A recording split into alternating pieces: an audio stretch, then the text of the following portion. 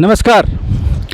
शुभ ध्वनि स्टूडियो भिलाई से मैं गौरी संकटे आप सबका स्वागत करता हूं। मेरी अपनी टीम मैं और मेरे माइक के साथ हमारा कार्यक्रम है खबरें फिर से। आज मैं यहां पर हूं हेमचंद यादव विश्वविद्यालय के प्रांगण पे, जहां पर 2022-23 के खेल महोत्सव युवा महोत्सव के पुरस्कार वितरण किए गए, जिसमें बहुत सारे कॉलेजों के विद्यार्थी यहां पर आए हुए थे और बहुत लोगों ने बहुत ही इसका आनंद उठाया है। मेरे सामने एक विद्यार्थी है, आपका कृपया नाम बताएं।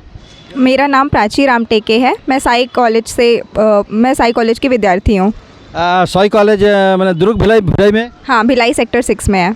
भिलाई सेक्टर कौन से ईयर में और क्या पढ़ रही हैं, पहले ये बताइए। सर मैं सेकेंड ईयर में हूँ अभी, बैचलर्स ऑफ साइंस कर रही हूँ कंप्यूटर साइंस में। अच्छा, बैचलर ऑफ साइंस में जो आपका सब्जेक्ट है कंप्यूटर साइंस है।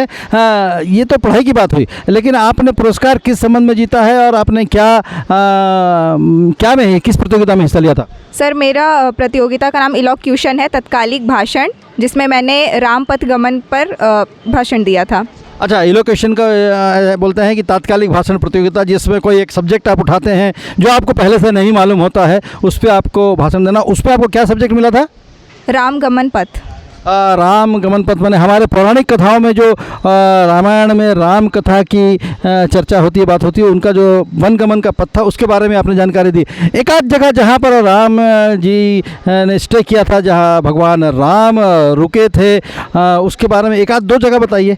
जैसे कि शिवरी नारायण है, पहले वो शबरी नारायण के नाम से जाना जाता था।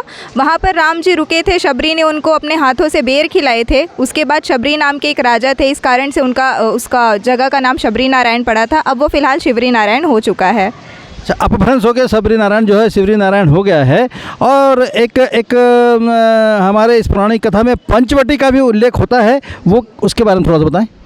पंचवटी के बारे में कोई जानकारी नहीं, कोई बात नहीं। चूँकि आपके पास ये आपका तात्कालिक भाषण था, तो मैं एक तात्कालिक भाषण का सब्जेक्ट आपको देता हूँ। आपकी बचपन की कोई सहेली, कोई मित्र, कोई आपको अगर याद पड़ता है, जो इस वक्त आपके साथ नहीं है, अपने गांव में कहीं पढ़ती हैं या किसी कॉलेज में पढ़ती हैं, उसके बारे में उसको डेडिकेट करते हुए, याद करते हुए कुछ कहना चाहती हैं, तो उसके बारे में कुछ डिटेल विस्तृत रूप से बताइए। तात्कालिक भाषण का सब्जेक्ट है, सो आपको सोच समझ के बढ़िया से बताना। अनकट वीडियो होगा, चलिए बताइए।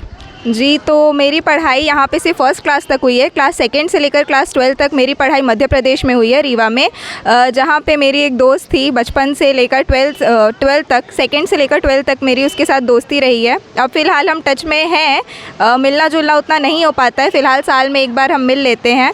तो उसके साथ दोस्ती बहुत ही अच्छी रही। मैं चाहूँगी कि हमेशा मुझे उसकी दोस्ती का साथ बना रहे हमेशा। अभी तक आपने उसका नाम नहीं बताया है, आपकी उस सहेली का नाम जिसको आप इतना याद कर रहे हैं शिद्दत से, उसका नाम बताइए। जी, उसका नाम अर्पिता तिवारी है। वो हमेशा, मैं चाहूँगी कि हमेशा उसके साथ मेरी दोस्ती बनी रहे और इसी तरह हम साथ बना के रखें। अर्पिता जी सुन रही है ना, आपको याद कर रही है। आपका नाम? प्राची रामटेके। हाँ, अर्पिता जी आपको प्राची रामटेके याद कर रही हैं, और ये वीडियो जब तक आप तक पहुंचेगा तो आपको बड़ा अच्छा लगेगा, और वो ये भी आशा कर रही हैं कि आपकी दोस्ती बनी रहे। आप इनसे मैं पूछने जा रहा हूँ, आप दोनों ने मिलकर बचपन में कोई एक छोटी सी बदमाशी की होगी, तो अगर आपको याद पड़ता तो बताइए। सर ऐसे तो बहुत सारे किस्से हैं हमारे बचपन के। एक छोटा सा किस्सा बता दीजिए। सर हमने सुबह का हमारा ट्यूशन रहता था, बिना पेरेंट्स को बताए हमने बंक कर दिया था। बाद में पता चला था, बहुत डांट पड़ी थी। उसके घर में भी पता चला था, मेरे घर में भी पता चला था। सो ये एक छोटा सा किस्सा है। एक खास बंक को ये याद कर रही हैं। बंक तो आप लोगों ने बहुत मारे होंगे, मुझको पता है, कॉलेज में भी मारते होंगे, बहुत सारे बंक करते हैं आप लोग, लेकिन एक खास बंक है जिसके बारे में वो हमें भी नहीं बता रही हैं और आपको भी नहीं बताना चाहते, लेकिन आप दोनों को मालूम है। वो याद करके वो आपको बहुत खुश हो रही हैं। बहुत बहुत शुक्रिया हमसे बात करने के लिए। Thank you. Thank you sir.